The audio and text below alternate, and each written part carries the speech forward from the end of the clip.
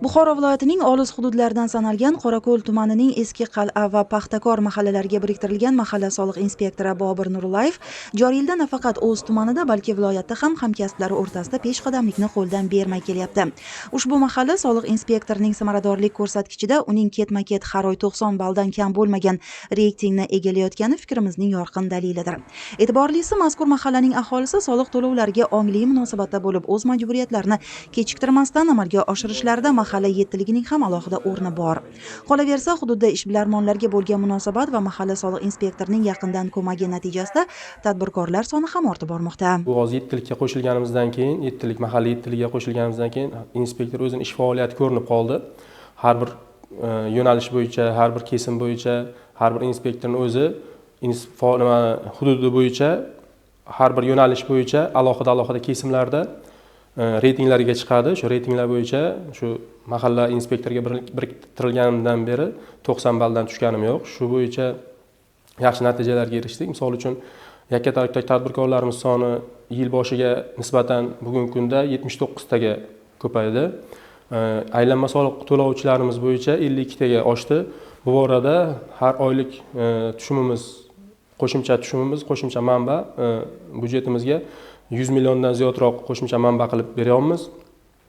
Bu borada har inspektorda har bir yo'nalish bo'yicha alohida reytinglar chiqib, rejalarni bajarib kelmoqda biza.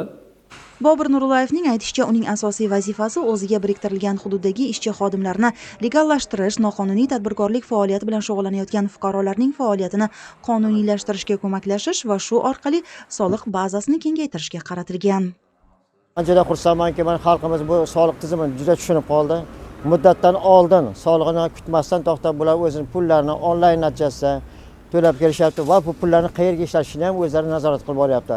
Albatta, mana Qorako'limiz yil sari o'zgarib boryapti. Ko'chalarimiz ravon bo'lyapti. Mana yo'l osti tunnellari qurilyapti. Katta ko'p qavatli imoratlar qurilyapti va albatta o'sha daromoddan kelayotgan pullar evaziga bo'lyapti. Biz keksalar juda xursandmizki, albatta bizning yoshlarimizga shunga e'tibor beryapmiz. Soliqlarni o'z vaqtida to'lashni yo'lga qo'yapmiz va xalq o'rtasida tashviqot ishlarini ham olib boryapmiz. Bir so'z bilan aytganda, mahalla soliq inspektorining hududdagi aholi bilan ishlashdagi xushmuomalasi, tadbirkorlar faoliyatini rivojlantirishda ularga yaqindan turib madad berishi uning mahallada hurmat-ehtirom qozonishiga ham sabab bo'lmoqda. Negaki, uning to'g'ri maslahati bilan joriy yil davomida 70 dan ortiq fuqarolar o'z biznesini yakka tartibdagi tadbirkor sifatida rasmiy ro'yxatdan o'tkazdi. Yana 55 ga yaqin ishbilarmon faoliyatini kengaytirib, ishchilari sonini ham yanada oshirishga muvaffaq bo'lishdi. Xulosa o'rnida aytish kerakki, prezidentimiz tomonidan soliq organlari xodimlari oldiga qo'yilgan vazifalardan kelib chiqib, soliq tizimini mahalla darajasiga tushirilgani joylarda o'zining ijobiy samarasini bermoqda.